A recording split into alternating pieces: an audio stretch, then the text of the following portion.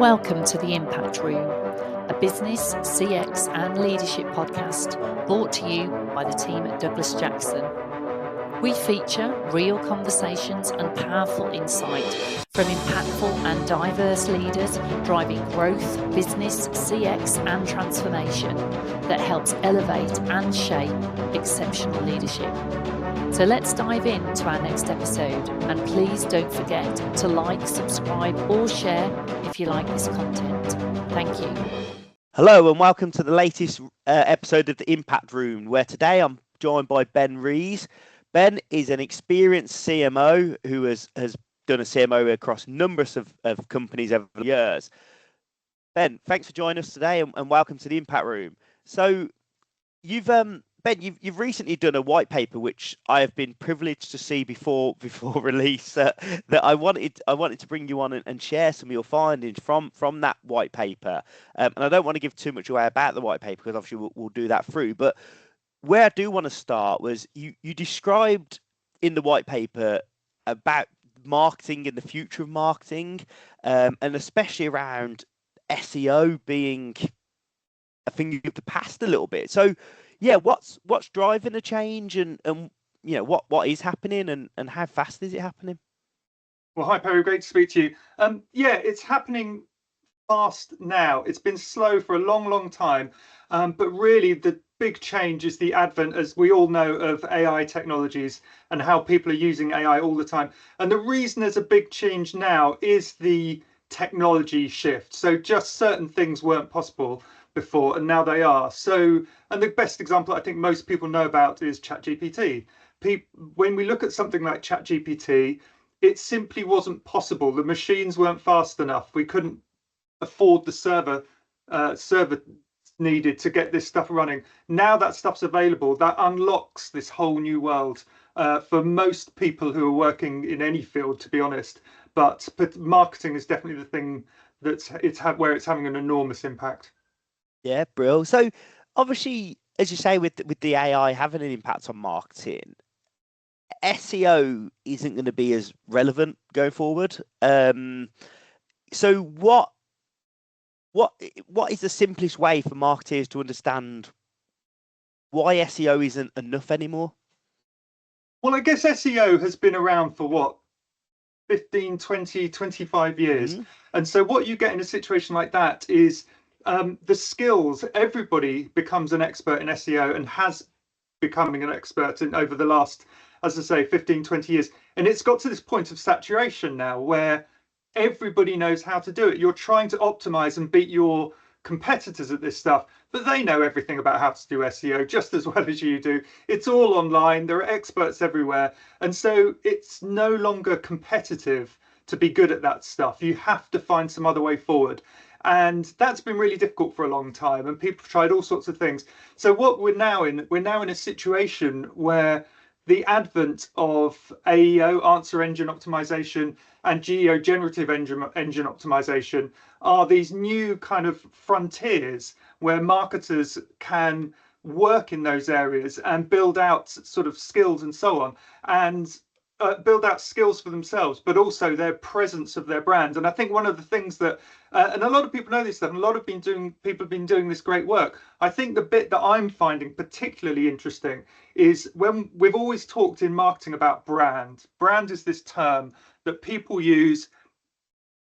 There are people who understand what it means, but not an enormous number of people. And I think as marketers, we've struggled to really convey what we mean when we talk about, we need some budget for brand, please. Can you give us $1 million to spend on these brand advertising? And most boards will say, well, what is this? What is this that you're asking for? I don't really understand.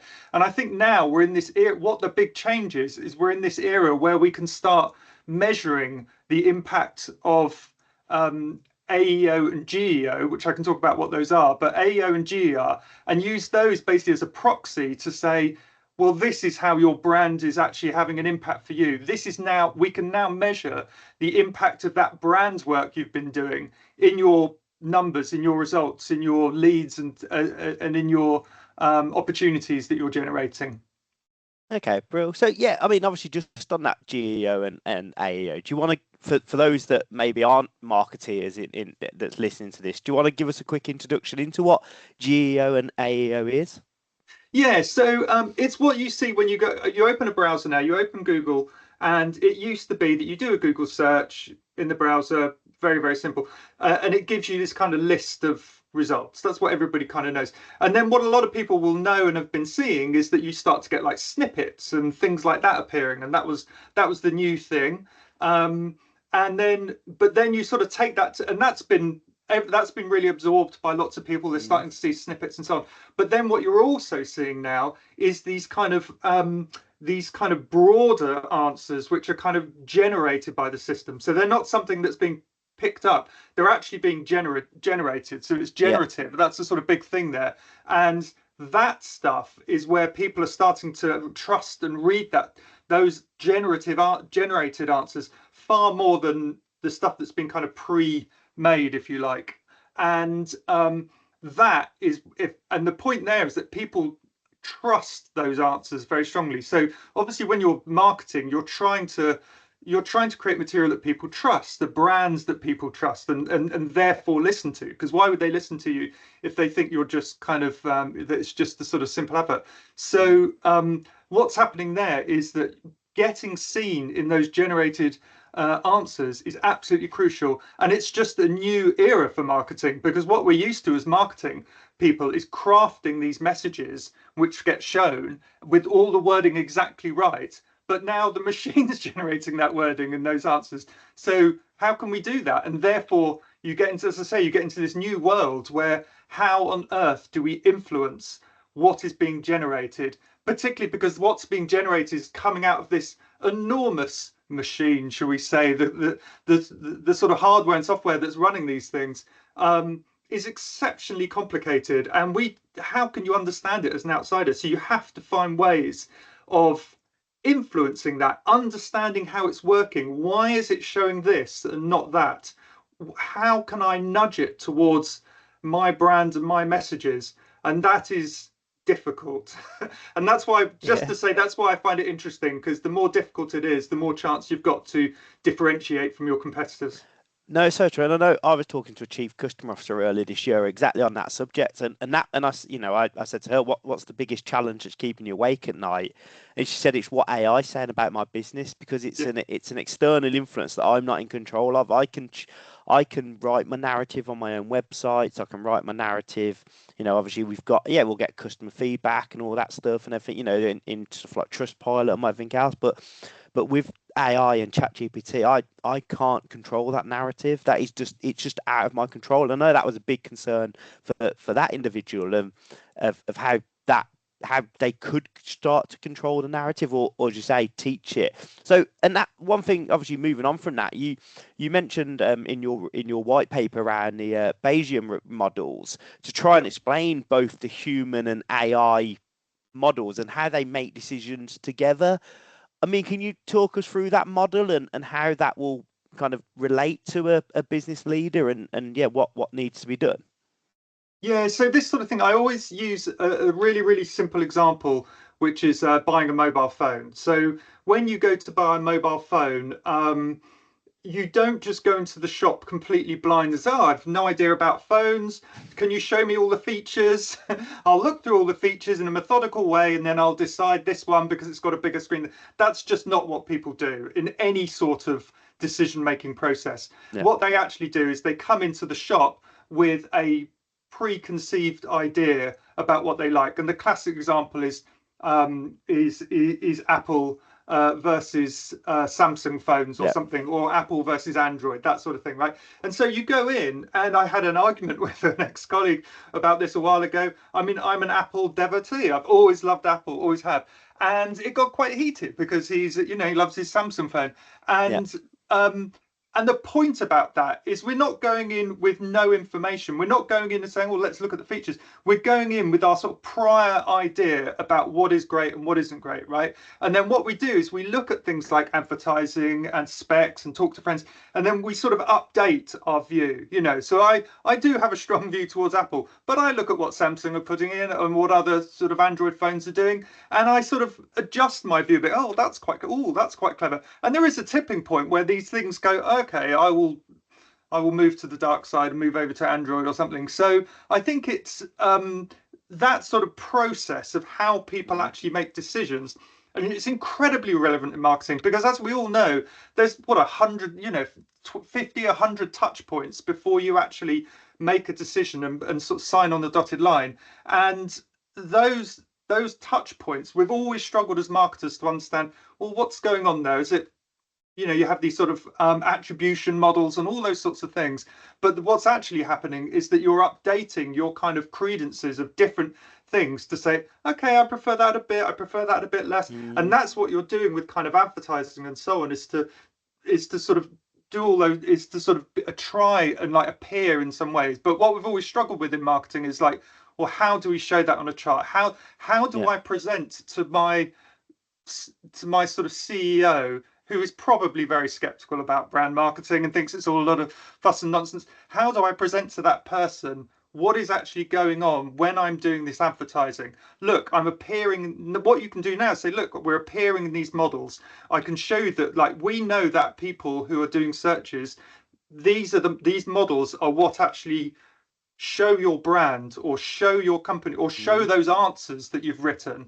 And that's the stuff that's becoming more and more important. But people have to be able to, what I'm trying to do is say is you have to be able to explain why. You can't just show a chart to a board and say, look, the number's gone up. Well, why, Ben? Why? That's the answer you're trying to do. So that's why this research that I've been doing is really, really important. So you understand what's going on under the hood.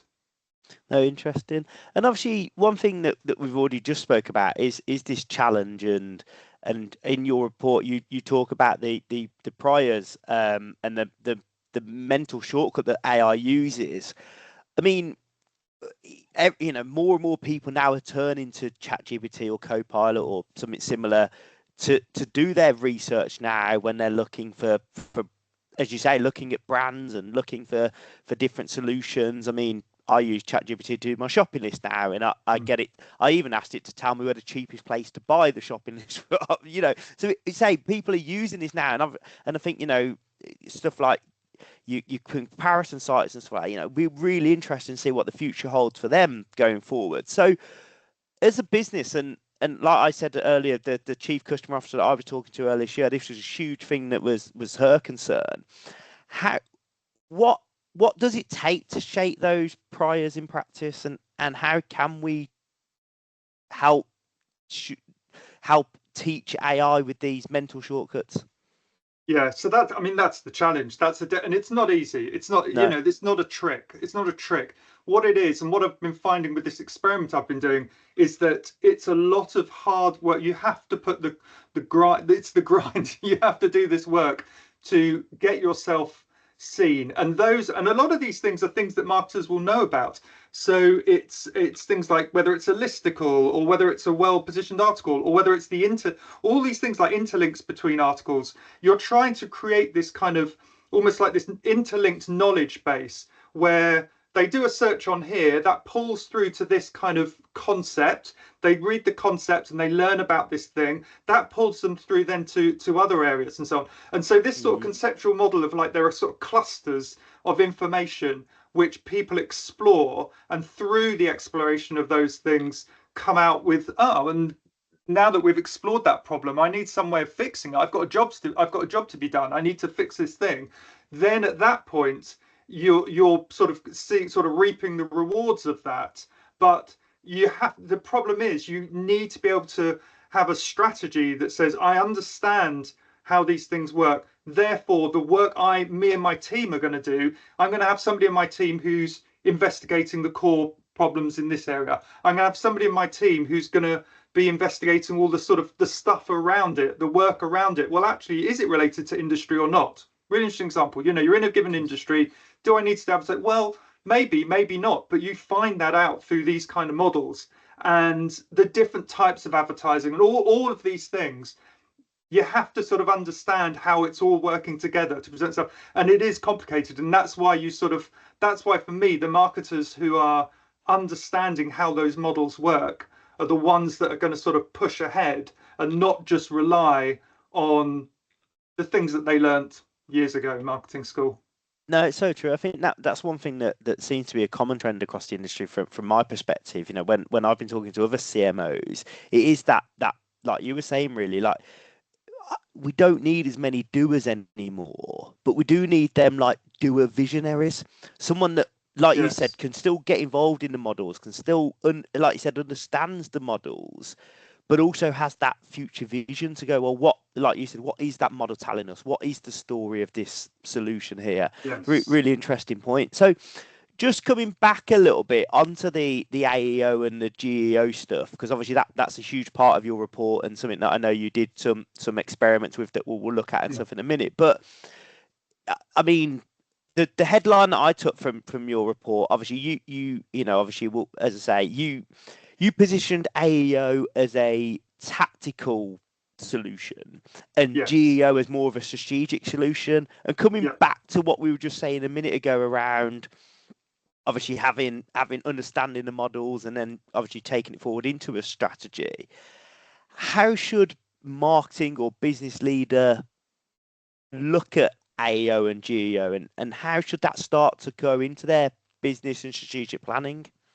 Yeah, so there's the analogy I always use is that when we talk about GEO, that the sort of general, that's the thing GEO is what you really want to be in. That's the kind of the brain which understands the world. That's where you're trying to get to, right? That is very, very difficult to get as a small brand, as a sort of a starter brand or whatever. Very, very difficult, right? So therefore, I see it's like a stepwise thing. You need to first of all, I'm assuming people are appearing in SEO, right? And I'm no expert in SEO, as I say, because lots of people are. Go to them and they'll tell you how to do SEO. But I think that's great. But then you need to build this AEO on top. And AEO is like coming up in answers. So somebody does a Google search and there's a snippet at the top, right? And it says, oh, the way to do this is da da da. And you want to be seen in that. The thing about that, though, is that's very similar to performance marketing in the sense that it's hard work and you've got to spend money and you've got to spend a lot of it's very intensive and it's so competitive. So if you come up and appear in a particular search, your competitors will look at it tomorrow. They'll have a competing piece of content, wonderfully written and so on. So it's an absolute bloodbath. In fact, I think that sort of world, right? And so you have to do it. You have to do it. Like most marketing, there's stuff you have to do. The question is, how do you rise above that so that you are there in the kind of the brain in this kind of, and it's about brand really. What's why it's analogous to brand work is like this sort of salience of that brand in people's minds. I mean, you know, there's lots of companies who don't have to do a dot of advertising. They've cut their budgets down heavily because they've done the work on the brand, and that's where you're trying to get. And the question is, how do you get that? And for me, that's about getting into the underlying models, the GEO models, and that's the sort of work. And so to cut a long story short, I think there's a job of a marketer, which is how do you do these multiple things at once? Because waiting a year to appear in these generative models, that's too long for most marketers. So therefore, while you're waiting for that, for me, AEO is the sort of the middle gap, the sort of the way to keep going whilst those things are building up. And so that's what a lot of what I did in my experiment was to say, okay, I've got this baseline in SEO, it's built up over the years, whatever. I know it's going to be very hard as a sort of an entry brand to be seen in GEO. I'm just not big enough for that. So therefore, there's this middle step of I want to come up there in answers. And so what I did was this experiment where I said, okay, I did it about this concept of Persigism, which is about Robert Persig, who wrote Zen and the Art of Motorcycle Maintenance. Read it if you haven't read it, but it's an amazing book. But he has this idea of kind of quality and the quality ethic. And the reason I'm sort of talking about it is that I did this experiment to say, okay, if you do a search on those sorts of ideas, I don't come up at all before I did this work. Okay, don't come up. Of course I don't. I don't. Why would I? So I did this project to say, can I get into those searches? Can I get into them at all from nothing? And that's what I did. And I found you could. And the way to get into those searches for a new area in the experiment was to do this work on, as I say, understanding these models of how they work, how they pick data up, how you create clusters of content. And so I did that work of creating clusters of content and saying, well, I've got this core piece, but like, what's a good side bit which actually explains why? And what's this other bit here that relates to it? And you start to sort of put this jigsaw together, and that you do. And then I did that. And then you look at the results like, oh, I'm starting to appear in certain sorts of searches. No, That's really interesting. fascinating. Yeah, And, so and I looking just, at the results was really fascinating. And obviously, and just on that, I mean, what was your biggest surprise then in the results? Like you, I think you were just about to say, but yeah. well, you have to. My biggest takeaway is you come to the job this trying to do a task like this with your preconceived ideas of what the customers will want, and then what you realize by looking at the information, processing it, is like, actually their real problem, their jobs, I love the phrase jobs to be done, their job that they're trying to get done isn't what my assumption was. They are far worried about, I mean, I've always seen this in marketing, they are far worried about getting some basic thing working.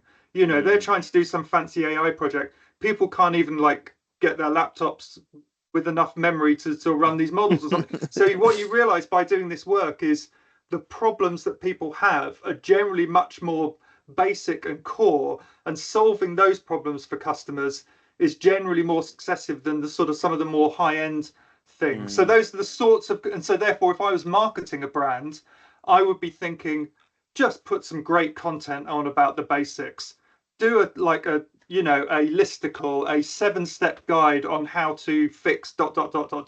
Do that, and you'll start getting loads of traffic in. And then when you're starting to get more advanced and customers want more interesting stuff, then work on it, but not the cart before the horse.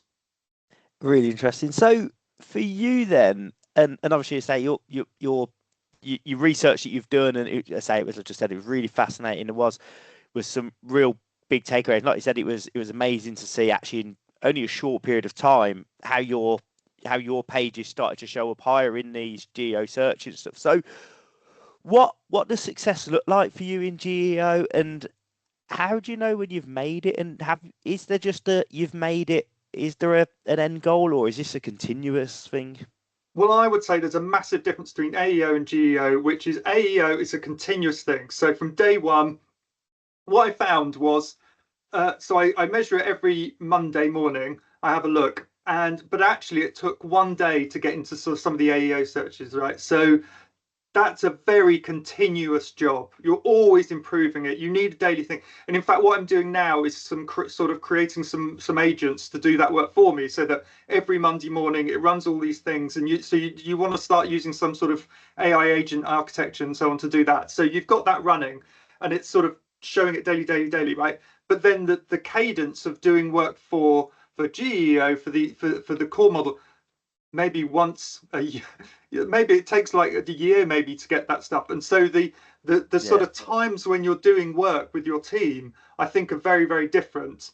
There's that getting into those core models is a big project with deep understanding. It's not like a lot of like performance marketing is like every day you're checking and you're changing things and experimenting. It's like the complete opposite of that. So the challenge as a sort of a senior marketer or a chief marketing officer is you've got to be able to run your department and your business on dual speed, and you've got to be able to do that. And I think that's quite difficult for people, because there's stuff you're doing to get the results now, get the money in. We need the leads, the salespeople. We need those sort of high quality opportunities being generated.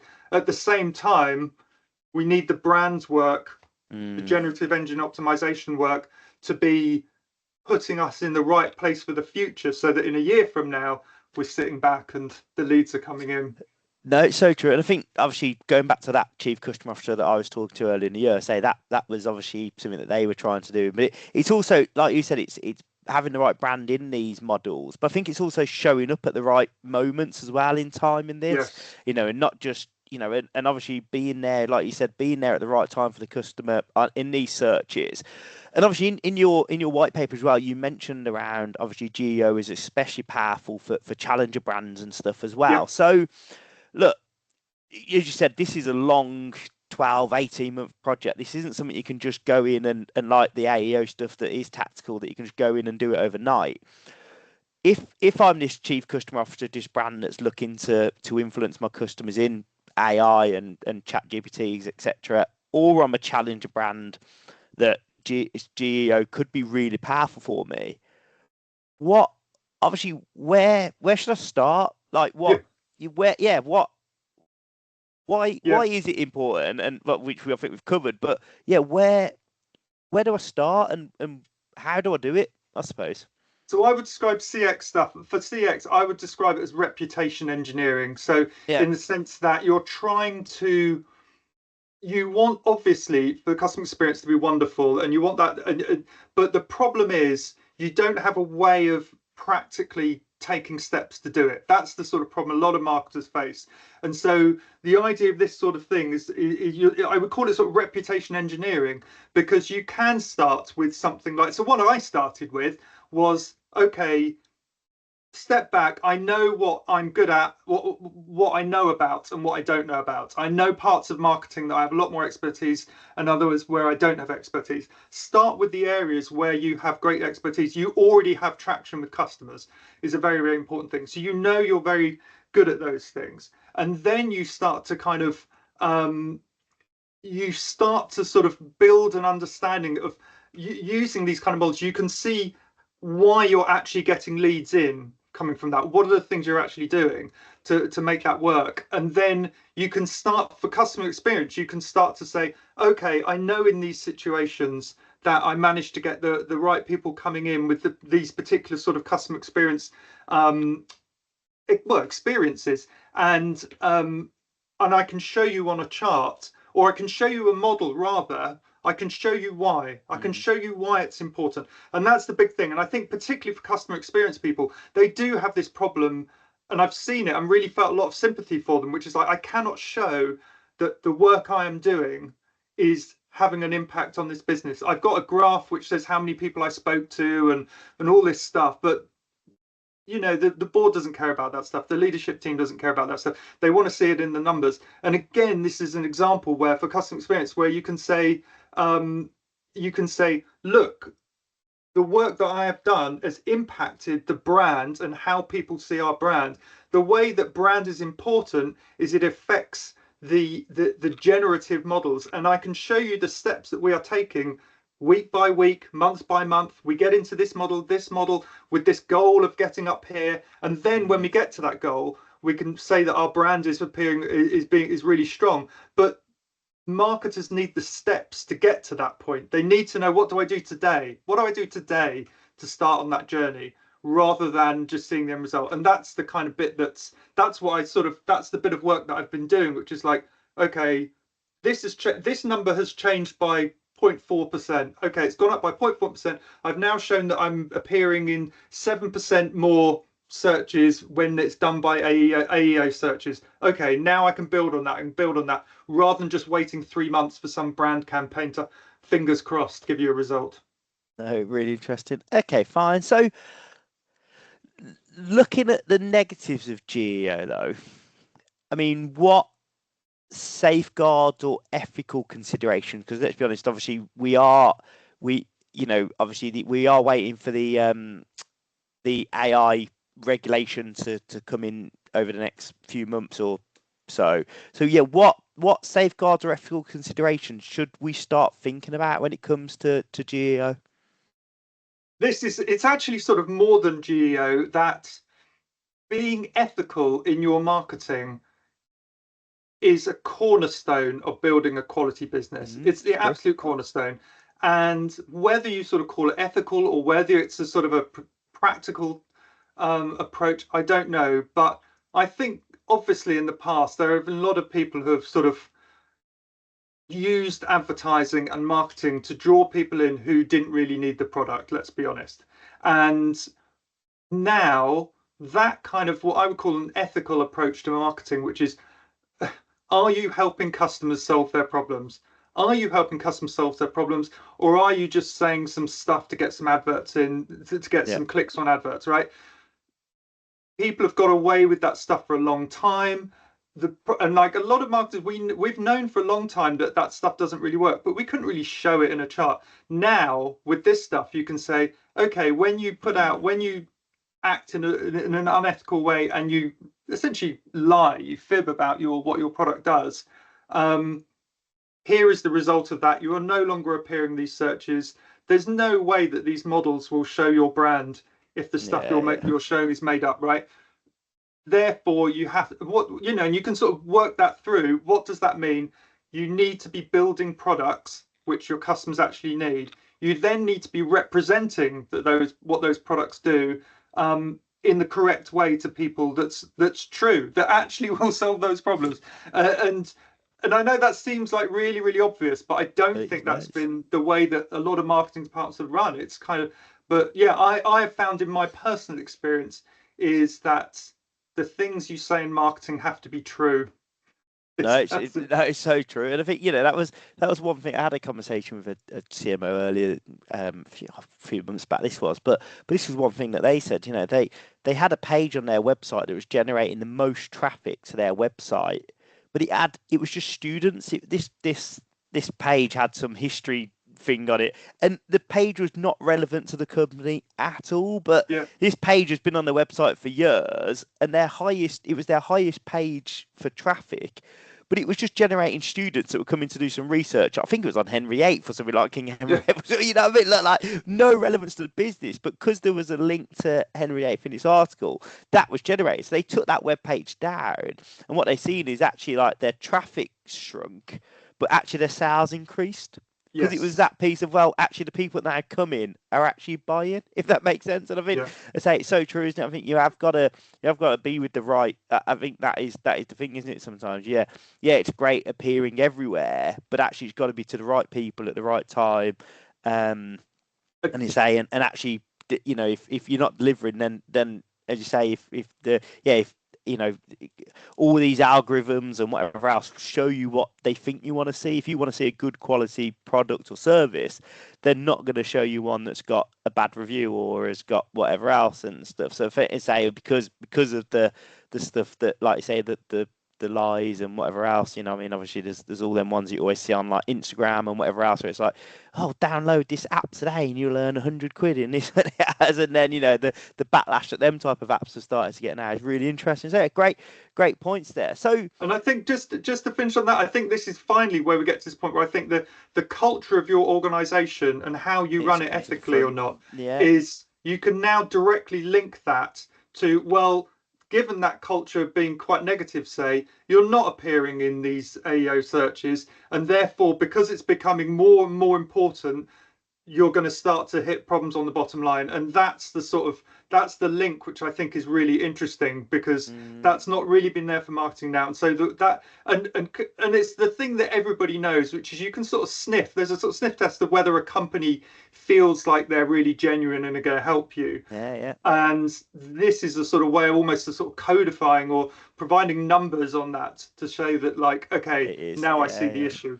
And that's it. And obviously, if that's feeding then into these models and into ChatGPTs and whatever else, and that's just obviously increasing the brand awareness and stuff. So just one final question then. So look, you've been in marketing for many years. You've delivered a lot of marketing campaigns. You've built brands up and took brands to the next level already, and have got some great success in your career on that.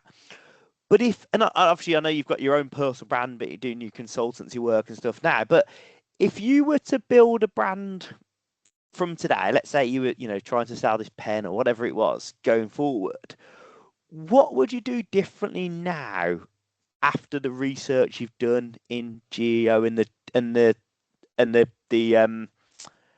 findings you found in your experiment? I would take it to hiring people, which is hire people who know what they're talking about to do your marketing. And yes, you do need these kind of additional elements, like how do we get to do search engine optimization, and how do we design great design and all those sorts of things. But at the very core of it, you need marketers who understand that market deeply. And if anything, so a very practical thing, if I had a choice now between hire hiring a marketing person who came from a particular industry versus somebody who just studied marketing, I would choose the person who came from that industry. And yeah, they might be a bit rough around the edges about how they phrase things and some of the marketing concepts, but that stuff can be helped and taught and so on. If they don't really get the jobs to be done, why do people actually buy this stuff in the first place? You can't really teach that stuff. So yeah, that's the sort of a practical thing I would do now, is that like when it's a sort of a hiring question, hire people who get it at a deep level, possibly hire people out of a particular, like I say, out of that industry. If you're hiring for, if you're working in, I don't know, shipping, look for people in the shipping industry who understand marketing rather than vice versa. Okay, so I mean, just a further on question for that then. So is there any skills and experience that you probably didn't look for when you were hiring in marketing 5 years ago, obviously, compared to what you are now? I mean, I know obviously you've got that marketing in the market knowledgement, but yeah, is there anything else that you kind of go, what key skills or experience do you think marketing teams are missing? Because obviously a lot of these will have that. Is there anything else? It's really interesting, actually. Just as an aside, there's a lot of stuff at the moment about sort of school curriculums and so on in the UK, and I think there's a lot. And what they were talking about on the news was about basic sort of numerical and statistical understanding of things. And I think those sorts of skills, which are to do with, okay, I'm looking at a chart which is showing me that like we've got more leads, but I'm trying to do the analysis of like why and what that means and what's it mean statistically and what is like Bayesian maths. What is Bayesian maths, right? It's a very, very simple concept about how you combine new information with existing information, right? But learning those things and understanding those core concepts are just the thing that will make a really big difference for people. And a lot of them, they're not really complex. I mean, that example I use all the time, the one with Android and Apple, right? That's everybody knows the idea that like, okay, I've got a bias, I've got a prejudice about these things, right? People understand those concepts, translating that and then sort of into the very basic maths. It's not it doesn't, you don't have to understand the equations, you just need to understand the concepts, which is like how, and because really those are how do people think, about brands and so on. And if you've got that stuff and understanding why people need to see adverts and why they don't need to see adverts and so on, equipping yourself with those sort of skills, as I said at the start, like it just jumps you up in terms of being able to do your work. And you, like I say, you don't need to be a programmer. It helps. As an aside, it helps if you have a little bit of coding knowledge, because now, I mean, everyone's using Python to sort of create their own models and so on. So I think there's a bit of, it's a good skill set if you've got a tiny bit of background in sort of Python and so on, but it helps everyone. But so that's the thing. So what I did actually when this stuff started to really take a hold a few years ago was just go online, teach yourself a couple of things about X and Y, about coding, get yourself comfortable with it, so that when you're sitting in the board meeting and somebody says, oh, what do you think of the we're appearing in the priors yet, or you're not sitting there going, I don't know what you're talking about, so there's a sort of a role there for everyone to sort of upskill themselves, I think. No, really interesting. And I think it comes back to that point that we made halfway through this conversation around having your doers visionaries now. You know what I mean? Like the doers probably not enough anymore, and you do need, as you say, it's that vision. You want people to say they need to understand it, but also challenge the data as well, and to say kind of really kind of start telling the story of what's the data telling us. So as you say, it's understanding it, but actually I think with AI and everything else, the data processing and with data science, everything like that, and data, and the advancements we've got in the data space, the data is going to become easier to process. But like you said, it's bringing that data to life, and I think that's a big challenge that we're seeing across the industry is too many people are just taking the data for what it says and aren't challenging the model because they don't understand the model. But yeah, it's a brilliant point to actually, you've got to understand the model, but then what is the vision beyond the model? Yeah, I mean, I would describe it in a very positive way, which is that if you're thinking about how do I get promoted at work, how do I get that next role? buy a book this weekend about how these models work, look online, follow some of these amazing people who write about this stuff all the time, read and listen to what they say. You're upskilling yourself in a sort of a fantastic. This is why it's such a wonderful opportunity right now, because that's why if you go back and say to the old days of SEO, everyone knew how to do it. How on earth do you excel? It's impossible. Now you can start to learn this stuff. As I say, buy a book, look online, and a week later, you're head and shoulders above other candidates. Yeah, no, it's so true. And I mean, we're at the start of this curve, aren't we? This change curve, and it's just coming back to your mobile phone piece, like look, in 2000, the Apple phone didn't even exist. I think it was 2003 or something, or 2002, I think the first Apple phone came out. I remember seeing somebody with one at work thinking, what on earth is that? Yeah, what is it? Yeah, I mean, I won't quote years just in case, but look, we're only talking, within, it was around that date. Yeah, I don't want Apple to sue me for getting it wrong. Yeah, so we won't talk years, but yeah, 25 years later, the Apple phone is now an everyday part of our life. Whereas, it was that piece of it coming in, it's something new, and it's, then it starts kind of getting better, and we like that with the AI world now, aren't we? Like, look, it's here, it's coming in. Guess what? 35, 40 years ago, computers didn't even exist. The first mobile phone was only out in the mid-80s, I believe, was the first mobile phone or whatever it was. So, you look back over the last 40 years, we've gone from the first mobile phone where a few people had it and it was that change curve to now the mobile phone's in. We're on to the next thing, it's now AI and, and I think it's like you said, be ahead of that, transform with that curve. Yeah, it's the modern gold rush. It's like everyone's sort of rushing out west to kind of try and get this sort of new territory, and I find that really exciting because there's so much stuff to learn and do. You can upskill yourself so, I wouldn't say easily, but the stuff is there, and so there's like, if you can sort of win that gold rush and you can be ahead of everyone else, with this sort of thing, you're in a fantastic position. Well, that's it. Like you said, with the challenger brands, if the challenger brands can be in this space quicker, then that could give them 12, 18 months advantage by the time somebody, because you say this isn't something you can just go, it's not like AEO where you can go, oh, it's all right, we'll just copy that and mimic that or do that, and we'll throw that campaign out, and we can throw a few million at that, and we'll get that company to disappear overnight. You can't. Exactly. With the GEO thing, you say there, and it is that eventually you are going to get to that stage where everyone's doing it with GEO, and you will have to look for the next thing. But as you say, actually, where it's so early on, you've got a chance to be ahead of the change curve.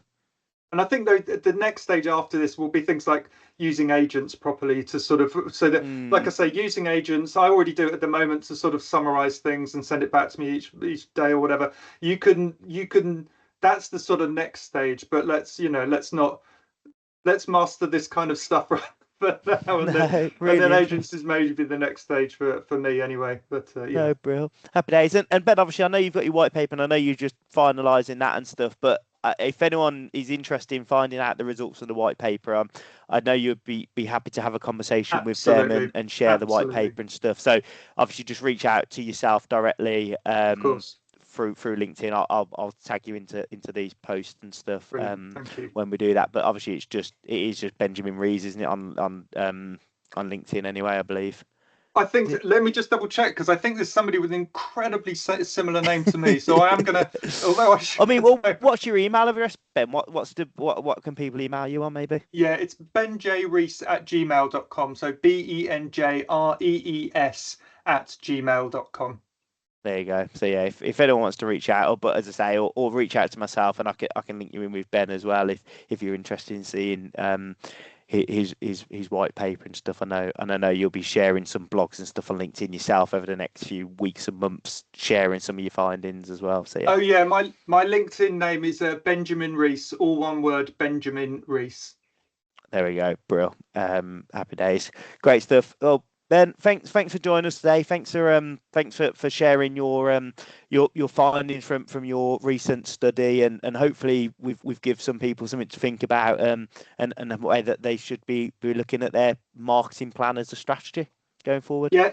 So And thank you so much, Perry. It's been very, very interesting. I've really enjoyed it. No, I've really enjoyed it. I loved reading your report. I've actually read it twice in a week. We you only shared it with me on earlier in the week that we're recording this. But yeah, I appreciate it. It was fascinating results, and obviously, as I say, I mean, like you said, you're one of the first to do it, so that's probably why you had the results so quickly. I mean, I know, what was it, over 3.5, 4 weeks? I think you tested it, something like that. Or was it Yeah, and I'm carrying on testing it, and it's like it's sadly exciting. Every time I see the new results, I sort of that's it. But as I say, at the moment, you're the only one doing it. You know, if more and more start doing it, you're just going to get washed out. So it's in a way, it's that piece of how like you said, be ahead of the curve really, and start to look at this stuff now. So brilliant, Ben. Thank you very much for your time, and I look forward to speaking to you very soon. All right, thanks, Perry.